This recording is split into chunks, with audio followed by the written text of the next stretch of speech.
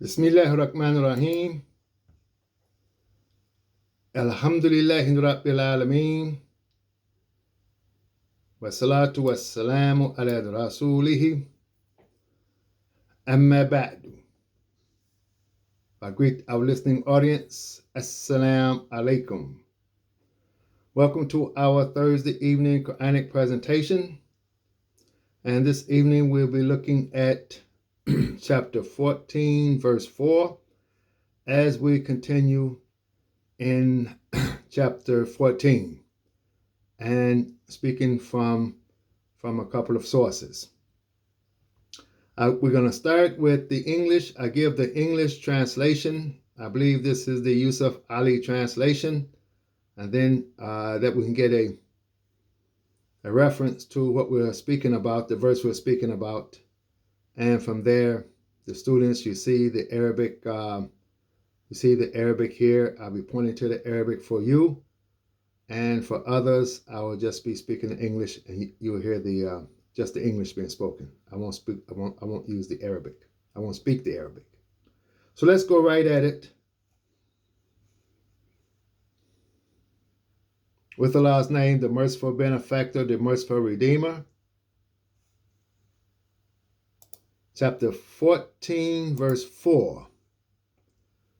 We sent not a messenger except he put to teach. We sent not a messenger except in the language he's translating of his own people in order to make clear to them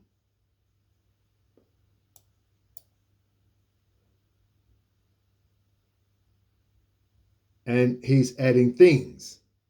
So in order to make things clear to them. As you can see here, he's putting words in parentheses in order to make it make sense. So we sent not a messenger except to teach in the language of his people, or we could say in the tongue of his people, in order to make things clear to them. Now Allah leaves straying whomever he pleases, and guides whom he pleases. And he is exalted in power, full of wisdom. This is the verse. So commenting on this verse, we comment on the first part of the verse. The first part, that we did not sin.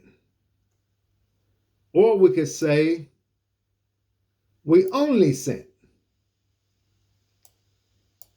a messenger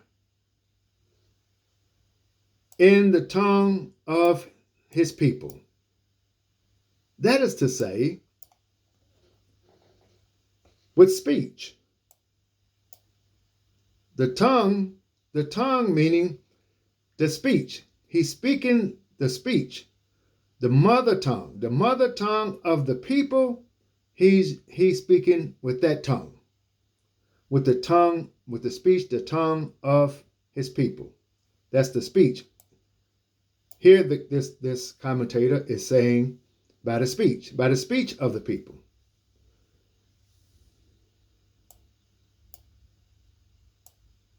In order that we could say that he makes it compatible with what's upon the people in terms of their condition. His speech has to be compatible with the condition that he has found his people in. This can be a leader, here we're saying messenger, a leader, so forth and so on.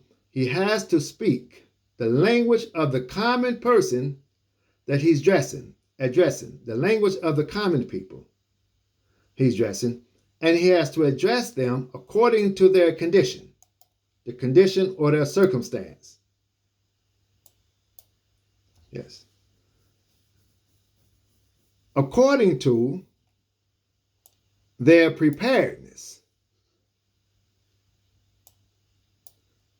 to the degree of their intellect, what their intellect is able to handle. So he has to come with the speech. It has to be according to their condition and circumstances. He has to address them in according to their preparedness. What are they prepared? How much are they prepared to handle in terms of their intellect? Otherwise, they will not understand. And they will be they'll become far from the particular meaning that he's given in the speech. And their understanding of their speech will be far, far, far distant from what he's trying to convey to them. And it'll be void of the appropriateness in terms of their station in life, where they're at. This is for the individual as well as the community, the group, the people itself. That the appropriateness of the speech, they would be far distant, void of it. The meaning of the speech, the direction, the objective of the speech would all be null and void, because he's not addressing them according to their circumstance, according to their condition, according to their preparedness, in terms of how their condition, how their circumstances, what has it prepared them for, intellectually speaking. How much can they handle? What can they understand? This is very important. This is a very important principle in leadership. You have to be able to speak to the people according to their language, their condition, and their level of intelligence, and in order for you to appropriately not only address them in the station, what state or station they're in, or what station objective you want to move them to.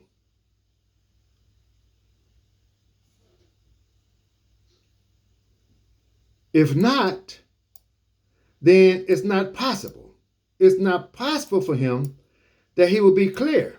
His speech will be clear for them in terms of what is in their original, the original preparation.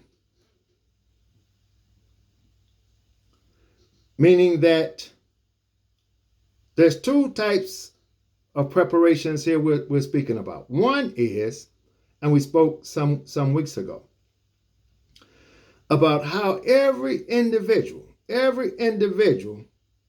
Allah has prepared that individual to achieve a certain station in life, to achieve a certain goal in life, to be something in life. Everybody has been created to be something, to achieve something, or has been given an innate talent. And that thing that you're given spiritually is your identity. As an individual, and we said in the past, that's your name. Whatever you have been given, that mark that's placed on your spiritual being as well as on your physical being. And you have been placed in an environment, and that preparation in the environment and the time you're placed in is your preparation for you to achieve that Allah wants you to achieve. That's your original preparation. Now, you come in the world. You come in the world, and there are certain conditions. There are certain circumstances you have encountered, and they have influenced your original, that original soul, that original nature. It has been influenced. Now, perhaps you're in a different situation, and your preparedness has changed from the original preparedness. You have been perhaps taken off the path of what you were originally prepared for, which we're going to see in the writing. You've been taken off the path of that, and now you may find yourself in a state of darkness, confusion, or oppression to your own being as an individual and as a community. So the messenger come to address you in that state, to get you to return to your original nature, to that original preparedness, that you can be that you are supposed to be. As they say, you can be all that you can be. Yes. And this is the force and the power that's given that you may reach that suitable or preferred perfection. When you set out to do something, to accomplish something, to be something, when you reach that goal of what you are to be or what you're set out for, we would say at that moment, at that time, you have reached a suitable completeness, a suitable perfection. You are okay with yourself by that which you were prepared, you have been prepared to do. You have fulfilled it. But if the messenger, the one who's coming to put you back on this track, has a language that you can't comprehend and learn from, then he's not able to make it clear. His message will not be clear to you. Therefore, you will not reach the level of completeness or perfection in that which you were set out to be or to do.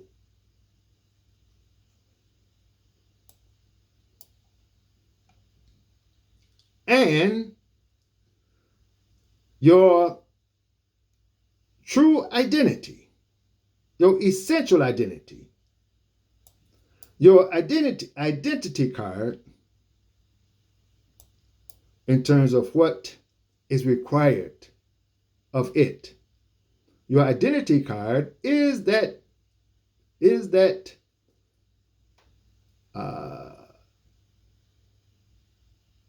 book that's written on your nature. That in that writing, it indicates also, it identifies you, and in that identification, you are prepared to fulfill that which you are.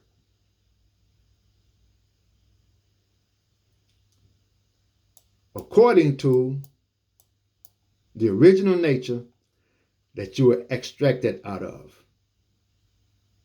The environment you're in, the religion, and you yourself are all cut from the same cloth of nature.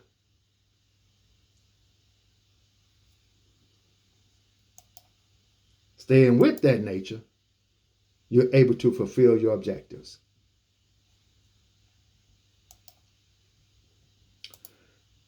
Therefore, Allah causes to stray whomever He pleases. Due to, I'm going to say, now if you notice, I'm not translating this literally, but I'm showing you where I'm at with the Arabic. He causes to stray whom He pleases. Why? due to the cessation of his preparedness. That something has interfered with what you are to be, what you are, your original creation, and what you are to do, what you are to be, which we said last week. Most people don't know what they were created to be. Most people don't know their purpose. And then if they know their purpose, many people are in a certain condition and certain circumstances that will not allow them to even pursue and live out their purpose. So they have perhaps they have been caused to stray from their purpose. And the prepared state, the preparedness that was given to them, the preparation that they went through has stopped, has been impeded by the dark forms, the oppressive forms in their spirituality. And it has become, we could say, a thorough deep-seatedness has overcome them in this oppressive darkness. Yes. We come back after I finish. We'll ask questions, we'll make further comments in terms of where we see this at. Where we see this at in our own life as a group.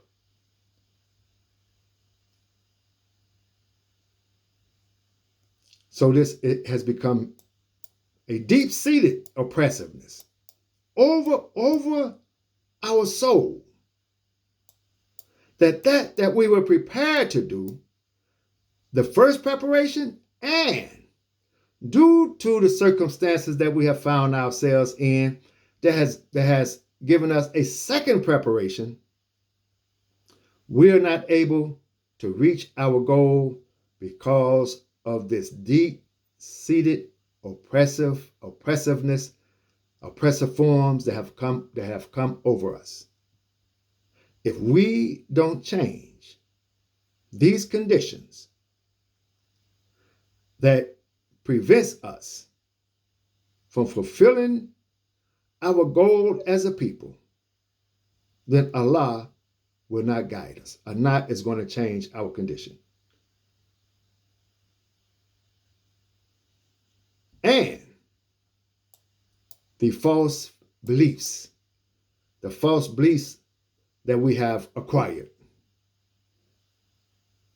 All of this puts us in a state of being strayed from the path of our objectives, of our goals, of our perfection.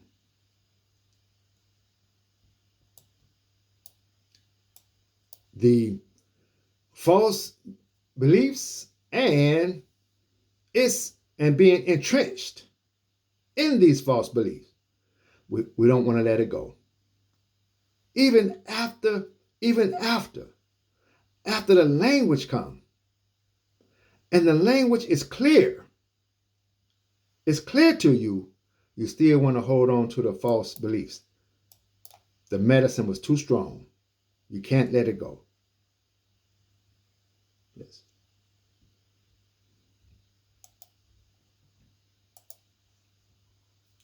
And continuing in the verse, Allah guides whom he pleases.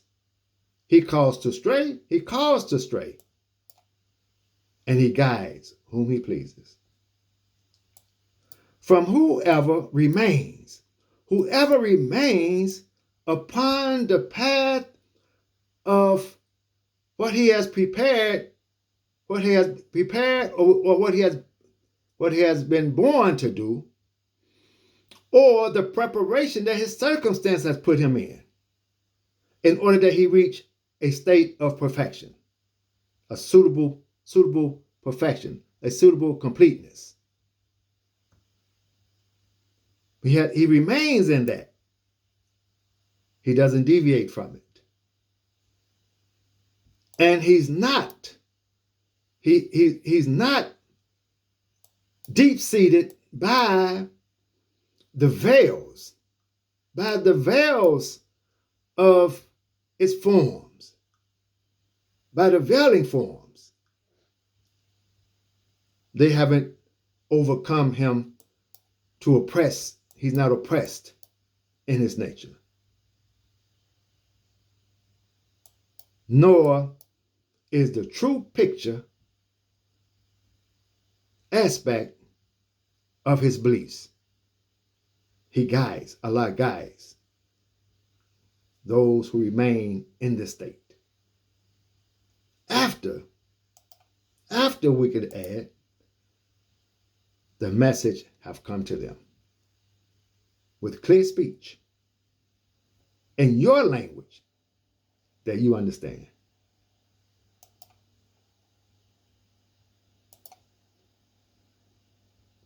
This up to this point is the foundation of the whole verse. There's more to elaborate, but I'm not going to elaborate on it here.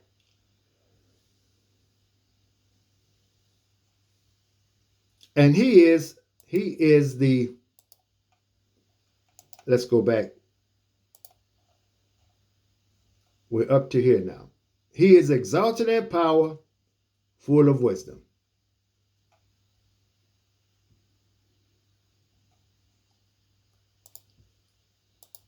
So he is exalted in power. He has this strong force. He is a strong force which cannot be overcome by anything or anyone in terms of what he desires. And he guides. Therefore, he can guide.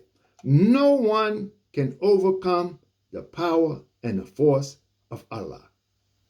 Nothing can impede him against what he desires. Therefore, he guides whom he pleases towards his guidance. And he causes to stray whom he pleases in terms of his straying. How he caused them to stray. If Allah calls you to stray, there's no one to guide. If Allah guides you, there's no one to cause you to stray. And he is full of wisdom, which says that he manages the affairs of his guidance and those who are guided. And the types of civility that comes with the guidance. And he manages the affairs of the straying, the one that's lost from his purpose, lost from his purpose of life. Not only lost from his purpose of life, but he's fell into circumstances that if he did know his purpose of life, it would be difficult for him.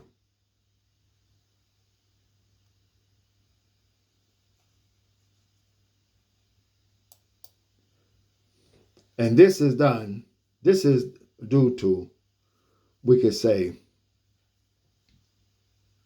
or we would say, he will encounter all types of failures, all types of failings. He would fail many, many times. Doesn't know his own potential, doesn't know his own purpose, and have fell into circumstances that's on top of that are oppressive circumstances to his own nature. Then he's bound to fail time and time again. Yes. And both the failings and the guidance and the successes are due to the requirements of the clear logic that's given in the speech. You either follow the speech, accept the speech, follow the speech, it's clear, it's from Allah to his messenger to give to the people that they understand and comprehend what's being said, that would give them, put them in their best situation, put them in a better situation, put them in better circumstances to fulfill their purpose, or by not hearing, by rejecting or not hearing the message, putting them in the circumstance or conditions to fail over and over again, based upon the requirements of a clear expressed logic. In conclusion, addressing this, God inspired Muhammad the Prophet, the praise and peace be upon him, with revelation of the Qur'an and the language of revelation. The Arabic tongue of Quranic speech. Let me pause. The Arabic tongue of Quranic speech. This suggests to us that though I could say many people today, they speak Arabic. They speak Arabic, and they may speak a certain dialect on the street, the everyday common dialect. That's one type of Arabic. Then you have modern standard Arabic, another form. And then there's Quranic. There's Quranic Arabic, the tongue of Quranic speech. Many people may not speak the Quranic Arabic. However, the Qur'an should be spoken on the tongue. So when you're reading the Qur'an, it doesn't have to be your spoken language. It doesn't have to be the tongue that you speak in the home, in the community with the group, with the ethnic group that you're a part of. But we're all obligated to learn to read the Qur'an, and when we read the Qur'an, we should read it aloud. It should be on the tongue. The Qur'an should be spoken on the tongue, read on the tongue. It's a language. Yes. And this language, this speech, it sets the standard for all Arabic. Quranic Arabic set the standard for modern standard Arabic. It sets the standard for even colloquial Arabic and all other languages. Quranic Arabic, you can research it. It sets the standard for not only spoken Arabic, it sets the standard for all other languages in terms of the excellence or eloquence in language and speech. The Qur'an is the highest form of speech on this earth. There's no other language. There's no other speech more excellent, more eloquent than the Qur'an. Therefore, it sets the standard for all languages. Believe it or not. The Qur'an itself, the very language itself, the sounds of the letters, the sounds of the words, the sounds, the systematic arrangement of letters, how the words are arranged systematically. Now, those of you in the class, we study the systematic arrangement of the letters in forming words. the systematic arrangement of words and forming phrases. The systematic arrangement of phrases that form verses. All of this is given to the excellence and the eloquence of the speech. The grammatical structures, the patterns of speech, the ways in which it conveys meanings, the inspiration that's acquired from the meanings. All of it is revelation that was expressed on the tongue of Muhammad the Prophet for all of mankind. Let's pause at this. Let's say it again. All of it, from the sounds, the arrangement of letters and words and phrases and verses, even chapters, the arrangements, the pattern of the speech, all of it is revelation. Meaning that all of it was given to Muhammad the Prophet from Allah. It's not his language. It's the language of revelation that was expressed on the tongue, on his tongue, for all of mankind. Now, so let's go back to the verse. For all of mankind. Let's go back. Because we're talking about this verse here. We did not send from any messenger. We did not send of any messenger except by the tongue of his people. So this could be saying one or two things. If Muhammad the Prophet, which I'm going to pick one of them, if he's the messenger, the prophet for all of mankind, not just for the Arab, then we can conclude that Quranic Arabic is the language for all of mankind. That all of mankind has an obligation to learn the language of the Qur'an in its clarity,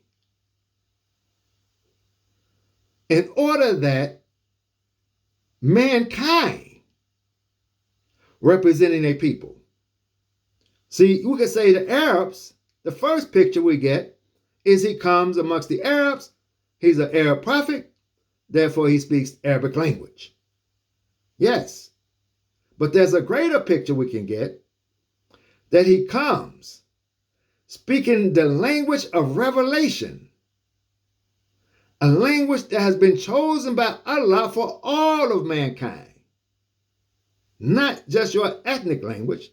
This is the universal language for all of mankind, that all of mankind has now become his people. Not just the Arab. Because he didn't come to just the Arab. Muhammad the Prophet, he comes to all of mankind, therefore all of mankind is his people. And he come with the tongue of his people. Look at what it says. Look at clearly. We can assume what it says, but what does it say? It says, مَا أَرْسَلْنَا مِنْ رَسُولٍ إِلَّا بِلِسَانِ قَوْمِهِ. Now, in this right here, it didn't say Muhammad the Prophet. Any messenger. Min Rasulin, any messenger. So we could say Prophet Jesus, if he's a messenger, he comes with the message to his people. Whoever his people are. Abraham, he come to his people.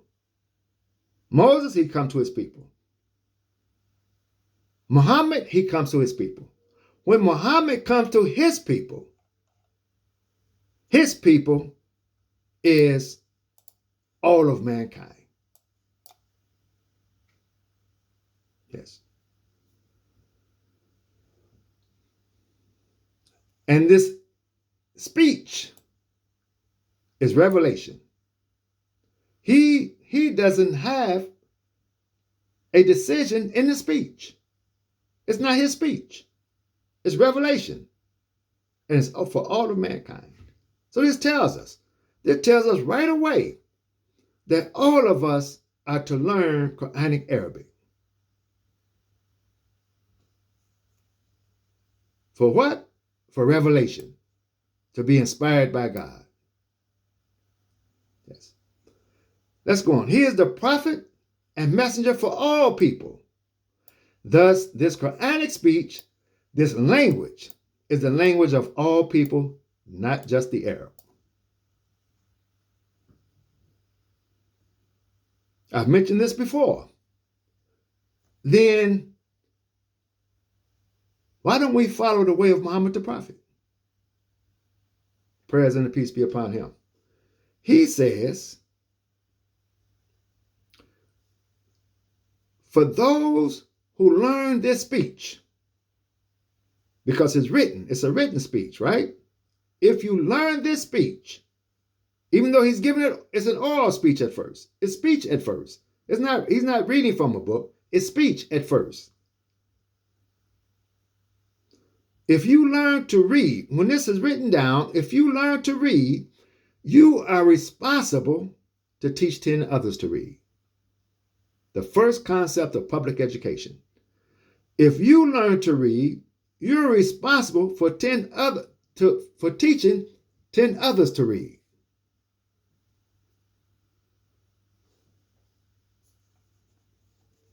Because it's a duty upon all people to learn to read this speech and put this speech on the tongue. We all have the obligation. We all have the obligation of reading the Qur'an in its original Arabic language. At least the minimum to understand the essentials of the religion. That's speaking to the Muslim first. But it's a language for all of mankind. Yes. Why? Because it's the standard for all languages. Yes. The Qur'an is the language that others use to check their language. In terms of how the sounds come together, how the letters come together, how the words form phrases, verses, sentences, so forth and so on. They check the Qur'an in order to check their language because it's the most eloquent speech, clear speech of all languages. The Qur'an is the clearest speech of all languages. Something else may have interfered with the human preparedness for this language, that we find ourselves in circumstances and conditions that we may say, it's not my language. I don't understand. I can't learn it. No. That's not what we're arriving at here. Unless you want to say Muhammad is the prophet of the Arab. And he's not the prophet, the messenger of all of mankind. If he's the messenger of all of mankind, then this is his speech. Now, we are to learn it as Muslims, at least to understand the essentials of the religion. So we're not in 1930 now. We're not in Detroit and Black Bottom 1930. We're not in 1940, 1950. This is 2024. Now, in 1950, you may have the excuse because you're in a state of darkness to say, well, I don't know English. I should learn English before I learn Arabic. Before I learn Quranic Arabic, I need to learn English. You might say that, but not in 2024. So let us look down the road. From where we are now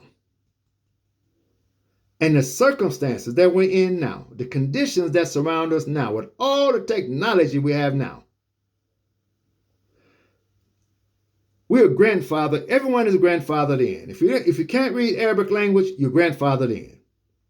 But for the child that's born today in 2024, he is already prepared. He already have in his nature the preparation for learning Quranic Arabic. It's already in him. Unless he get around us and we influence him and oppress that nature and have him thinking it's not his language, passing on our weaknesses to that child. So we're looking at 2024. If we look 40 years down the road, 40 years down the road, I'm speaking as the progressive chief now. They call me the progressive chief because I can start here and look down the road and start talking way down the road. A lot of us start now and we go back with the same excuse we had 20 years ago, 30 years ago, 40 years ago. Those conditions have been lifted. Those circumstances have been lifted. Those oppressive schemes have been lifted. This is 2024. Then every child today, 40 years from now, there should be no excuse, none, for that child not to be able to read this Qur'an for him or herself. Express it on the tongue. This Qur'an should be expressed on the tongue of that child with comprehension, reaching the intellect, not just making sounds. Sounds that reaches and inspires the intellect. Every leader, every teacher,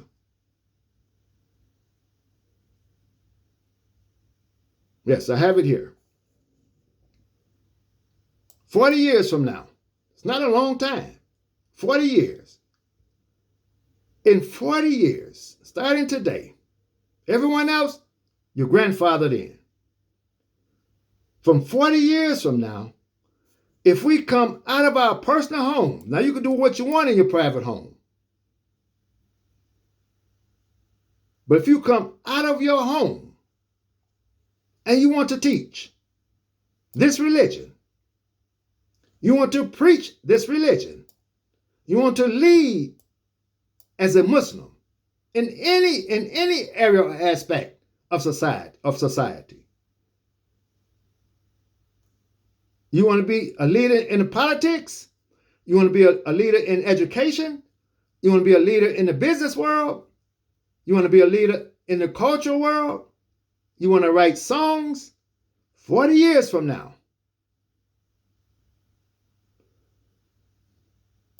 you want to inspire someone in this religion? Or just live this religion in society? Come out of your house and live this religion in society. And you can't read the book. You can't express the book on your tongue with comprehension. Then not only will you be an inferior person to others in the world,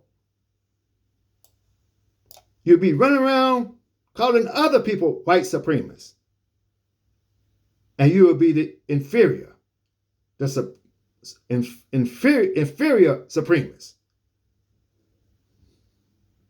You would be inferior to other persons in the world,